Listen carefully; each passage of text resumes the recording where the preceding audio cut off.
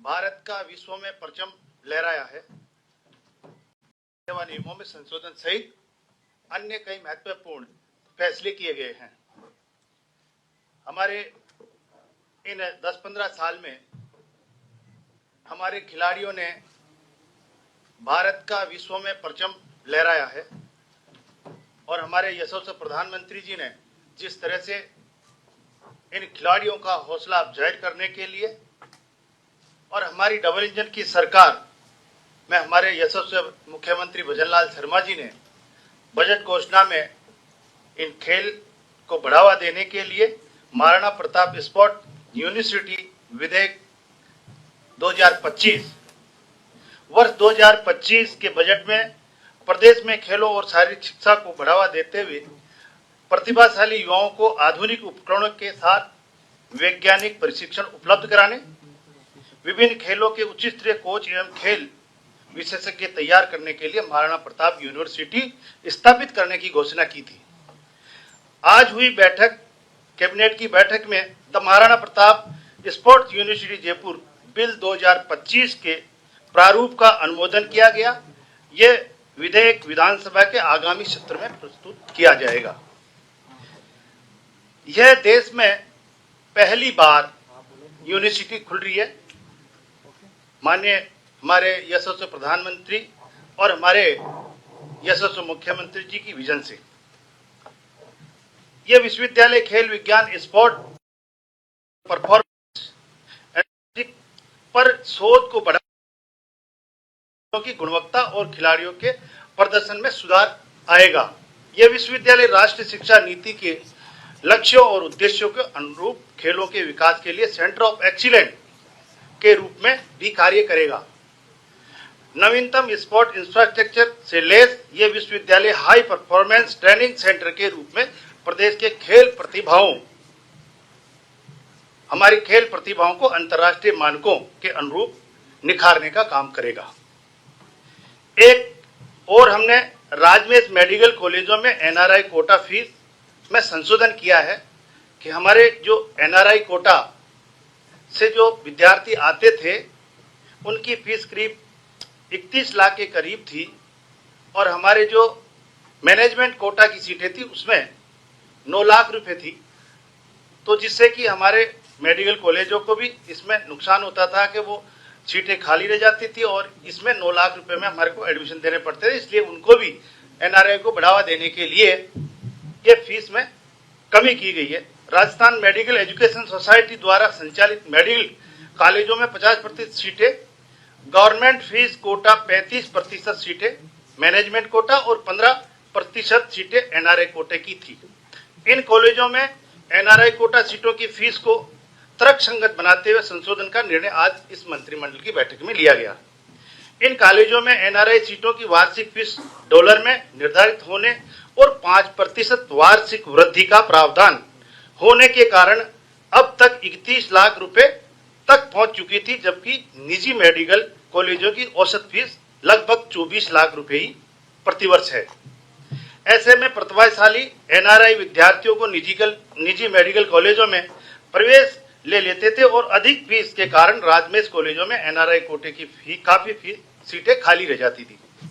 बाद में इन खाली सीटों को करीब 9 लाख रुपए वार्षिक फीस वाली मैनेजमेंट कोटा की सीटों में परिवर्तन करना पड़ता था, जिससे कि इन कॉलेजों का राजस्व हानि होती थी।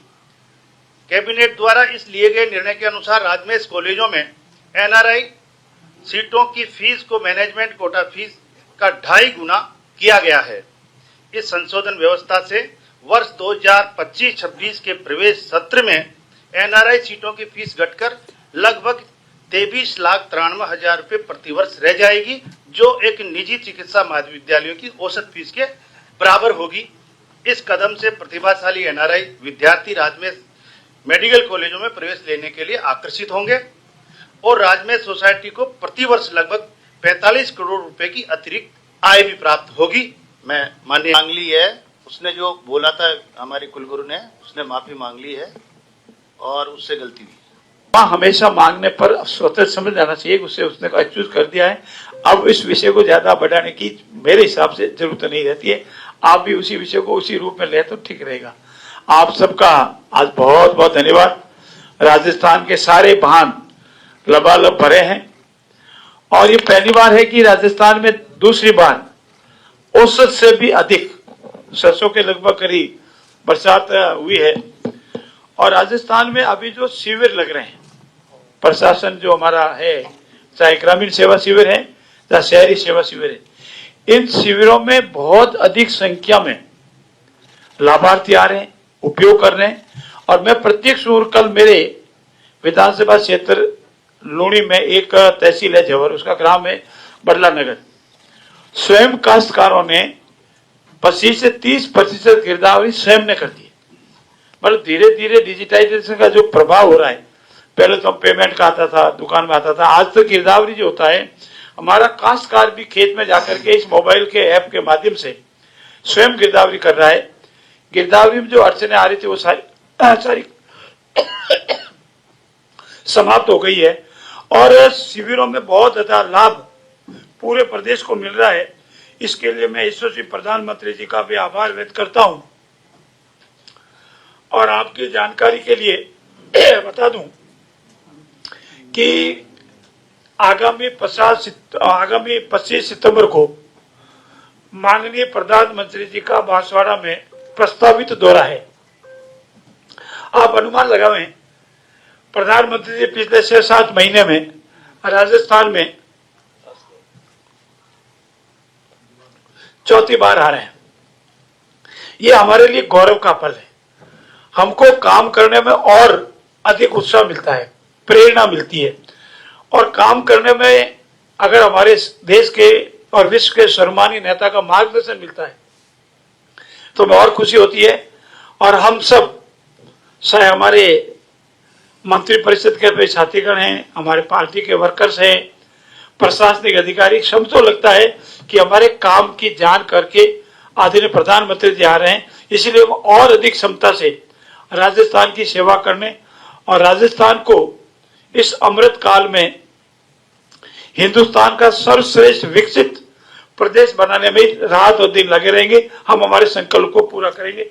बहुत बहुत धन्यवाद। आज हमारे वरिष्ठ साथी राजस्थान सरकार में उप मुख्यमंत्री आदरणीय प्रेमचंद जी बैरवा ने एक ऐतिहासिक बिल मंत्रिमंडल द्वारा अनुमोदन का आपके सामने जिक्र किया।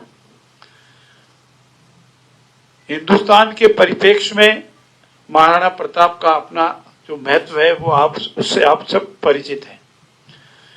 महाराणा प्रताप जी के नाम से स्पोर्ट्स यूनिवर्सिटी बढ़ेगी, ये हमारे लिए और आप सबके लिए, राजस्थान के लिए और आजादी के जो दीवाने रहे हैं, जिन्होंने विपरीत से विपरीत परिस्थितियों में भी मुगलों के सामने घुटने नहीं टेके, उनके लिए गर्व का विषय रहेगा। इसके लिए मैं हमारे वरिष्ठ साथी का आभार व्यक्त करता हूं कि आज उनके विभाग का एक बहुत ही महत्वपूर्ण बिल मंत्रिमंडल ने स्वीकृति दी है और आगामी विधानसभा में कानून बनेगा। राजस्थान में अभी सिविल सेवा नियम 1996 है, उसमें एक कार्मिक को उसके रिटायरमेंट पर समस्त परिलाभ का 50% तक पेंशन मिलता है और उसके स्वर्गवास के उपरांत, उसकी डेथ के उपरांत उसके माता पिता को 30% तक, ये जो उनको 50 मिनट को 30% तक पेंशन मिलती है।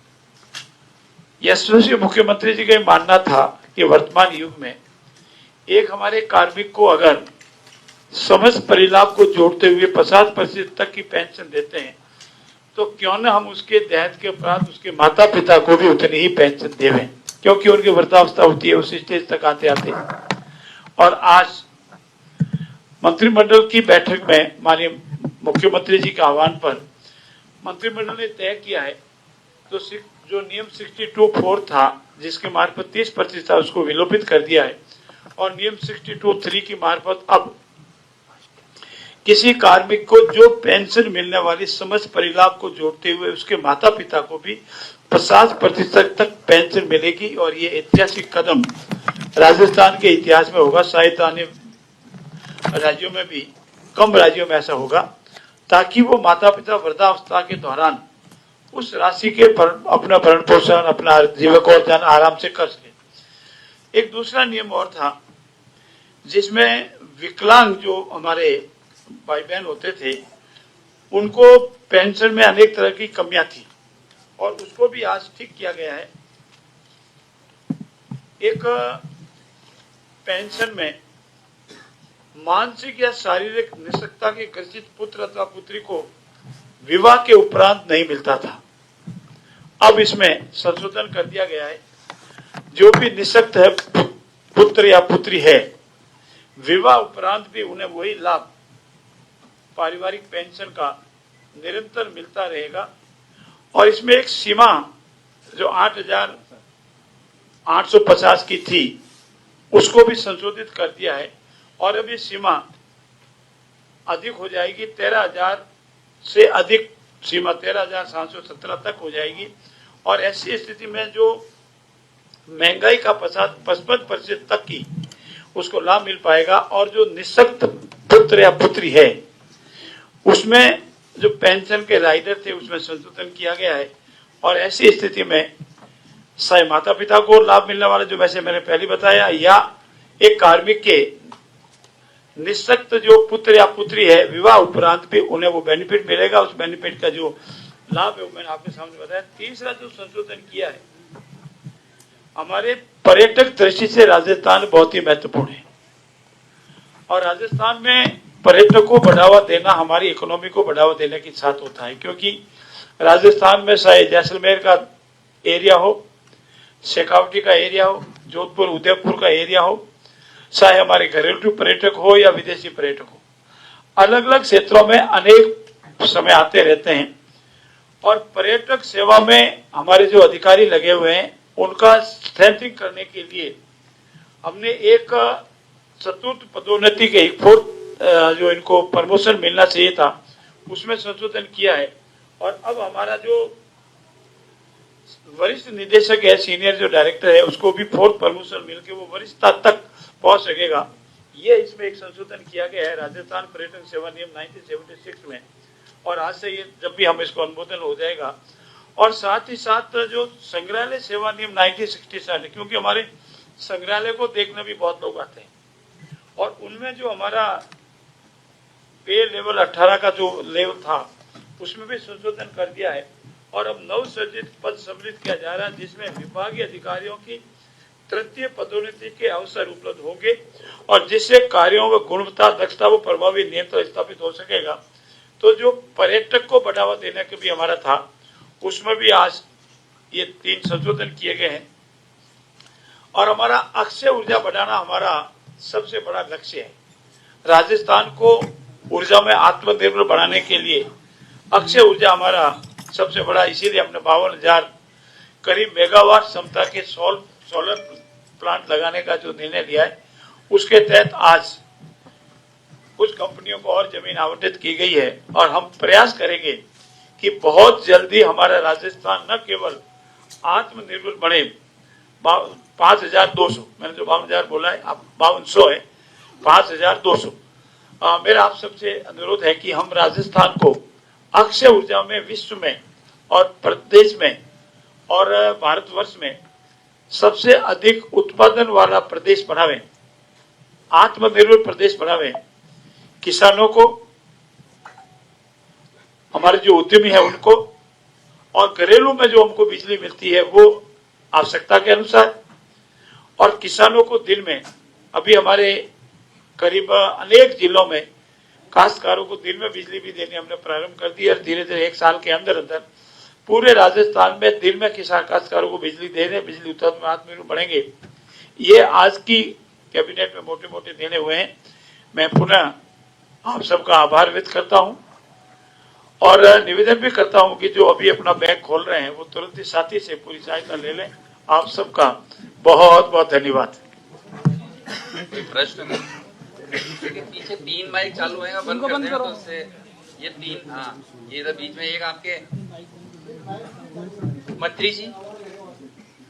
सर, इसमें एक चीज वो पेंशन वाला जो आपने बताया ना, 30% से 50% कर दी, तो उसमें आपने बोला कि माता पिता के लिए, तो फैमिली पेंशन से जैसे पत्नी या उसके डिपेंडेंट भी लेते हैं, उसमें ये 30% की क्लॉज नहीं थी, उनमें तो वो पेंशन 50% मिलते थे। अब माता पिता के लिए क्या, तो जो पेंशन कार्मिक को खुद की डेथ के बाद पत्नी या आश्रित बच्चों को मिलती थी वो तो 50% पहुंच जाती थी, लेकिन माता पिता के लिए नहीं थी।